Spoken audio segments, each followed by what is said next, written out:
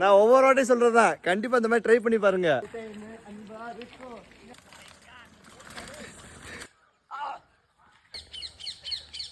இன்னைக்கு Saturday cycle ரைடாக நம்ம ஒத்தக்கடையிலேருந்து ஒரு 20 கிலோமீட்டர்ஸ் பிளான் பண்ணியிருக்கோம்.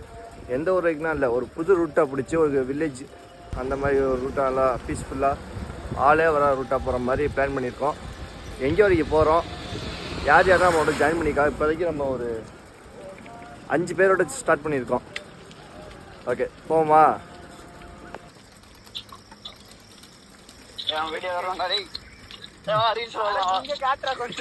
நாங்க இன்ஃப்ளூயன்சர் இருக்குமே.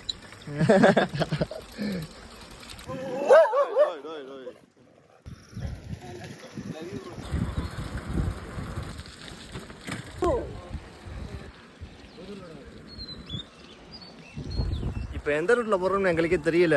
இது எந்த ரூட்னு உங்களுக்கு தெரிஞ்சால் கமெண்ட் பண்ணுங்கள். புதுசாக அங்கே போகாத ரோட்டில் போயிருக்கோம். ஸோ நல்லாயிருக்கு.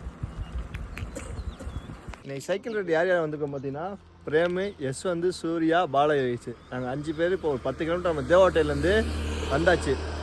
இதே ரூட்டில் மறுபடியும் தேவகோட்டை ஹைவே போய் பிடிக்கும்னாங்க. இதே ரூட்டில் போய் நாங்கள் தேவகோட்டை ஹைவே பிடிச்சி கம்ப்ளீட் பண்ண போகிறோம். ஓகே வாங்க போவோம்.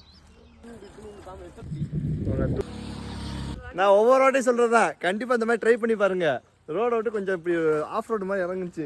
விட்டு இறங்கி பார்த்தா செம்ம ஜாலியாக இருக்குது. ஸ்பாட்டே சும்மா பயங்கரமாக இருக்குது. ஒரு வேப்பமரத்துக்கு கீழே நல்லா சுத்தம் பண்ணி போட்டிருக்காங்க. கொஞ்சம் இங்கே ரெஸ்ட் எடுத்துகிட்டு மறுபடியும் நம்ம ரைடு ஸ்டார்ட் பண்ணுவோம்.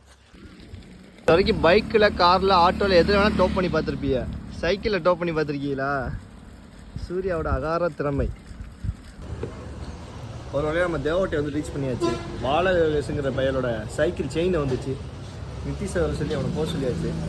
உங்களை கஷ்டப்பட்டு ரைட் பண்ணிக்கிருக்கோம். ஒரு ஃபாலோ நம்ம முரு ஃபிட்னஸ்ங்கிற ஐடியா இன்ஸ்டாலே இருக்குது, யூடியூப்லேயே இருக்குது.